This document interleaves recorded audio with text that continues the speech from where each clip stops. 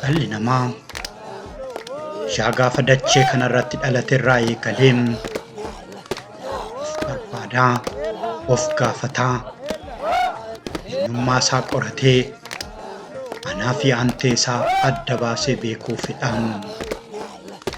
Erga firaa fi orma adda baasee beekee ammoo seenaa biyyaa fi seenaa dhala namaa addunyaa kanarra jiru baruudhaaf foolatam. Kana hundaa baruudhaaf ammoo aadaa fi afoolli sabni isaa qabu murteessaadha. Oromoonis saba akkasiin eenyummaa isaa siyaasa deeggaruu fi jibbuu, tapha jaalatuu fi hin jaalanneem, sirnaa fi sirba isaa dabalatee kan hunda isaa karaa durdurii fi baacoon, karaa hibboo fi abbaanteedhaan, karaa jimmiyyoo fi korboo dabalateem, karaa adda addaatiin seenaa jireenya isaa dhalaa dhalatti dabarfatam.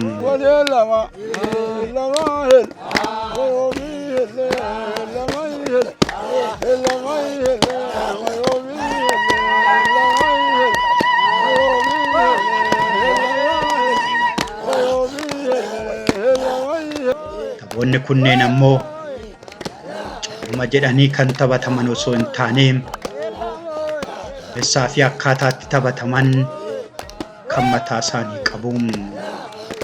Kaan gaafa gammachuu, gariin ammoo gaafa gaddaa taphatamanii namoota achi jiran mukuu baasaa, gadda cabsachiisaa, dhalootaa dhalootatti ilfuun. Garii isaanii ammoo galgalatu ittiin waarifamam.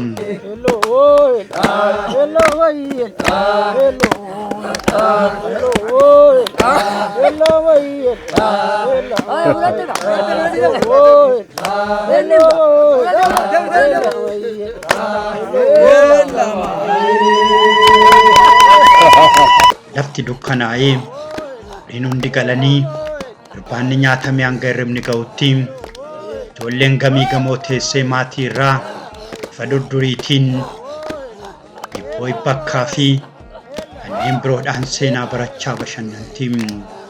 Karaa sabni tokko ittiin achi as dhuftee isaa saba biraa barsiifatu keessaa inni guddaan tokko durduriidhaan. Durduriin bifa gurguddoo lama of keessaa qabam. Tokkoon taatee ta'ee darbe kan himu, lamaan immoo taatee hin taane garummoo akkasaadhaan, namoomsaadhaan, walakaa fi malteewwan dubbii kanneen birootiin deeggaramee barnoota dabarsam. Durduriin fakkaattotaa yookaan taatotaa sab-seenaa durdurichaa ceesisan of keessaa kan qabu yoo ta'u, fakkaattonni kunis nama yookaan bineensota ta'uu danda'u. Bineensi durdurii bara durii haa ta'u malee ergaan inni dabarsu garuu kanarraa hawaasichaa ibsuudha. Fuula keessaa durdurii isa waan hundaa hammatu fudhanne malee afaan sabaa isa guddaa biraatiin. Taphoonni aadaa gafa taphoota ammayyaatiin umurii dheeraas ni qabu. Taphoota aadaa Oromoo keessaa baay'een isaanii xinnaatee namoota lama kan hirmaachisanidha. Gareedhaan kan taphataman ni jiru. Kaayyoon tapha aadaa inni guddaan nama yookaan garee waliin taphachaa jiran sanaa injifachuudha. Injifannoo argameenis cimina yookaan caalmaa agarsiisuudha malee nama yookiin garee injifate sana dallansiisuu miti. Akka inni irra deddeebiidhaan taphicha irratti hirmaatu xiiqii itti uumuudha. Kan injifatames dadhabina isaa fooyyessuudhaan irra deebi'ee taphatam.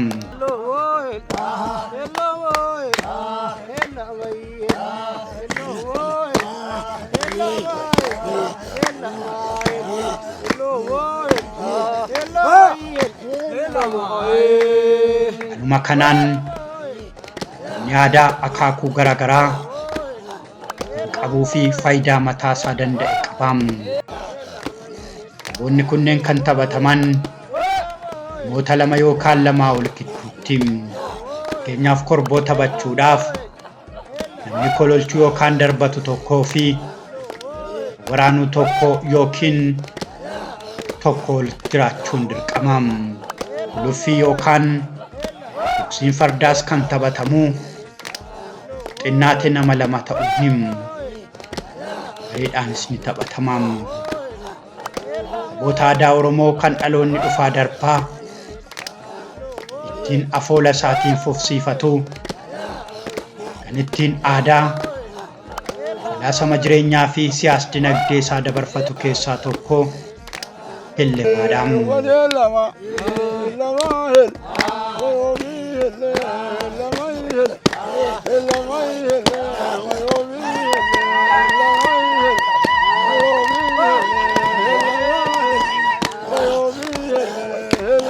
Hillemaan Oromoota ituu humbannaa biratti akkaan beekamaaf jaalatamaadha.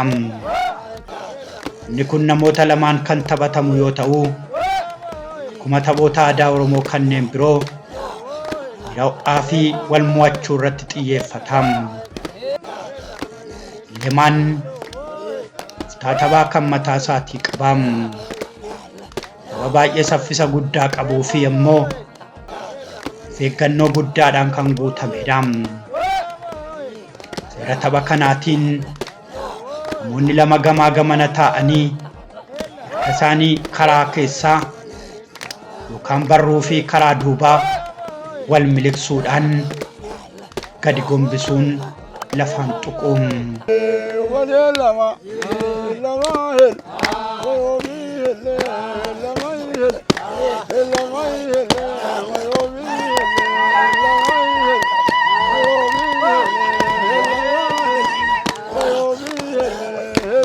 Kattoonni lamaan kunneen inni tokko harka isaa saffisaan karaa keessaa lafaan tuquu, inni lammaffaa immoo karaa alaatiin lafaan tuquu qaba. Kana jechuun inni taphachiisu karaa keessaan barruu isaa yoo saffisaan lafaan tuquu, inni lammaffaan immoo karaa duubaan lafaan tuquu qaba.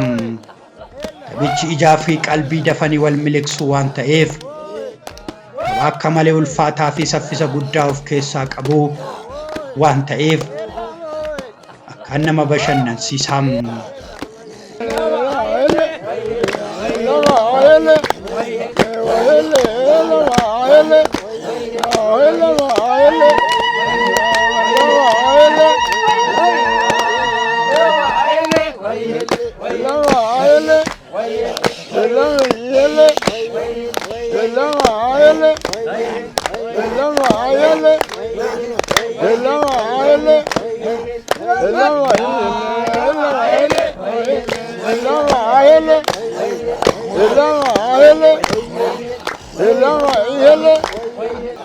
Hillemaan Oromoota ituu fi humbannaa biratti duumessa mataa isaatii qaba.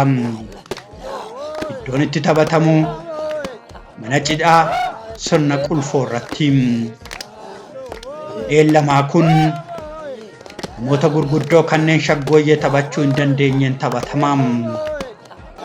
Isaan taphatan misirroon lamaan isaan ilaalanii ittiin bohaaru. Akka aadaa ituu fi humbannaatti namoonni guyyoota 15 wala misirroo eegan kanneen indaraasee jedhaman filatamanii misirroowwan lamaan ni eegu. Warri dargaggoo yoo alaa shaggooyyee taphatan, jaarsoliin warri shaggooyyee taphachuu hin dandeenye immoo lemaa akka taphatan ni taasifamu.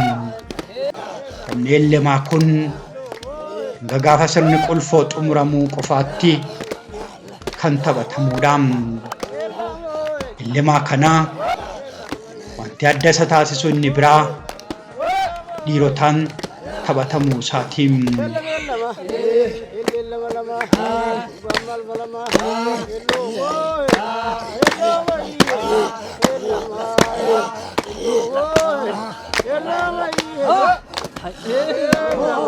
Seerri tapha illemaa kun seera gooba fudhachuu kan of keessaa qabu yoo ta'u, karaa lamaan hiriiranii warra taphatan keessaa tokko warra barruun taphatanii fi warra harka karaa duubaa taphatanidha. Kanaaf warri mo'ate gooba fudhata. Illemaan akkuma taphoota aadaa kanneen biroo seera mataa isaatiis ni qaba. Akkasumas tapha kana karaa lamaan taphachuun ni danda'ama. Inni tokko harka tokkoon, inni biraa immoo harka lamaaniin.